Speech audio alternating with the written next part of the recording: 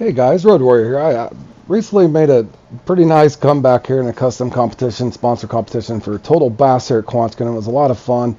I just kind of wanted to go through some stuff here with you. You know, you got 30-minute respawn on these things.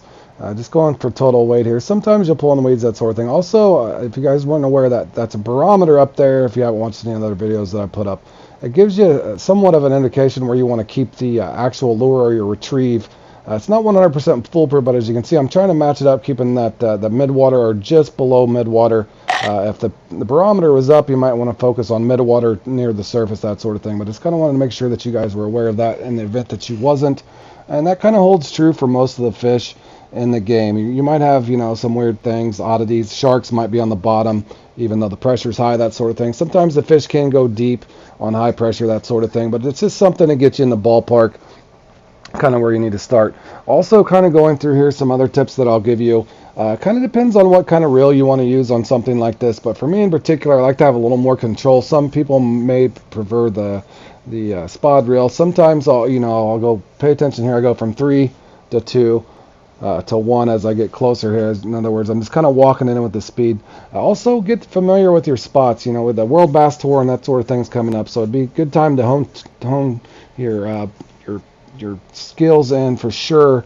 On the World Bass Tour coming up after the Catfish Tour. I would assume they're going to have that. That's an annual thing. I did play in that last year and made the finals. Had a lot of fun in that, but again, whether you like the Kraken, as you can see here, I took my time and knowing that one may spawn up in closer. So also, if you're using a spod reel, not saying that won't work, but you have a little more control, in my opinion, on some of these tight areas here at Quantico. So that's just food for thought, whether you like the Empress, the Kraken, or something that you have a little more control with. Not saying that you can't do just fine with the spod reel, but to each their own on that. But moving on here, again, we're just going on to the next spot. Again, paying attention to your time stamps, that sort of thing, know when you're at. Also, on a side note, YouTube was having trouble today, so my stream crashed 3 or 4 times when I was playing today. But this one actually cost me 4 minutes by the time I got the stream up and going, so I was 4 minutes short. But just again, also as far as isolation, that sort of thing, I would say in this particular spot here, no matter where you're going, you guys know you're going to run into bowfin. Whether you like a spider, worm, you might end up nymphs. Those bowfin, you know how those things are. They will not leave you alone. But part of it is too, I wouldn't go off of your go-tos. If you like the nymphs or whatever you like, you will are going to pick up bowfin. It's also, I think, in my opinion, it's just kind of necessary to get them out of the way. You're not completely going to isolate those things out. So, but again, just hang in there. Good part about it is once you've caught it, he's out of the way. So whether it's your unique or not, your trophy, sometimes they will get in your way. But the sooner you get them caught and out of the lake, then they're no longer there. So again, sure enough, like I said, this moral of this story part of this section right here is just make sure that don't come off of what you like. If you don't like a spider, you don't like something like that, just stick with what you like. Eventually the bass will come in through and hit for you. Again, I get the unique here. Also on areas here at Quantico, you'll notice you kind of want to, in general, you're going to want to be just off the bottom in certain areas, as well as here. I know if I work the lure up a little higher, I'm going to get into the weeds. That's food for thought too as you navigate Quantico or anywhere else. Anytime you're fishing in vegetation, you don't be hesitant to throw in there. Sometimes you'll just get snagged right off the bat, but also you guys will know that there's some big fish up in the weeds, even in real life. Anybody that's throwing a pig and jig and that sort of thing for bass. Also moving on here to this spot. Again, you can get caught up in the weeds. Just kind of depends on where you want to throw it. Also, if you get in a spot where Quantico or anywhere you're fishing here on the game, don't get locked into one place too long. If that's not your spot at that time, you can always rotate and come back to it. And that's eventually what happened to me here. I'd left here a couple times and came back. If a spot seems slower for whatever reason, that's just something that you got to fine tune. It was really hard for me when I first started playing in competitions. I was really guilty of camping, and that's something I think all of us can work on.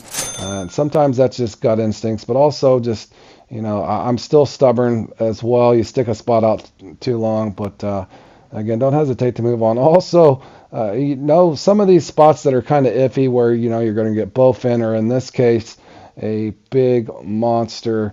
Thought for a second I had a bass, but then I could tell once it kind of just started bouncing around like that, I'm like, uh-oh.